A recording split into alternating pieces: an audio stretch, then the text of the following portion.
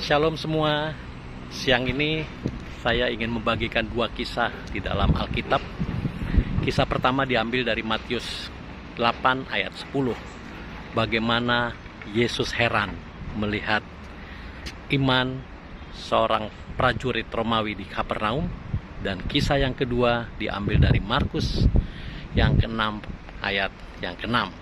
Bagaimana Tuhan Yesus juga heran melihat ketidakpercayaan penduduk di kota Nazaret. Bapak Ibu, korelasi dari kedua ayat ini bagaimana Tuhan Yesus terheran melihat manusia memilih kebebasannya. Yang pertama, Tuhan Yesus tentu merasa sedih karena orang yang sering berjalan bersama dia ternyata tidak percaya. Dan yang berikutnya, Tuhan Yesus merasa senang, bahagia. Dia melihat bagaimana seorang Romawi, prajurit Romawi yang tidak pernah berjalan sama dia, tapi dia punya iman yang luar biasa. Bapak Ibu, jika siang ini, hari ini, Tuhan Yesus melihat kondisi kita, Tuhan Yesus melihat keadaan kita, apakah yang Tuhan Yesus rasakan siang ini? Heran yang seperti apa Tuhan Yesus melihat keadaan kita?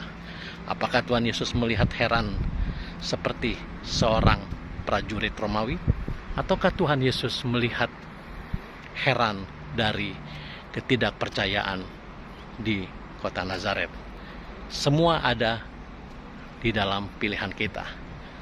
Dari tempat ini saya berdoa, biarlah kiranya kita semua ketika berjalan beriring bersama Yesus, kita punya iman seperti seorang prajurit Romawi di Kapernaum.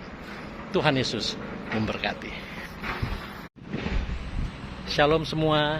Siang ini saya ingin membagikan dua kisah di dalam Alkitab. Kisah pertama diambil dari Matius 8 ayat 10. Bagaimana Yesus heran melihat iman seorang prajurit Romawi di Kapernaum. Dan kisah yang kedua diambil dari Markus yang ke-6 ayat yang ke-6. Bagaimana Tuhan Yesus juga heran melihat ketidakpercayaan penduduk di kota Nazaret.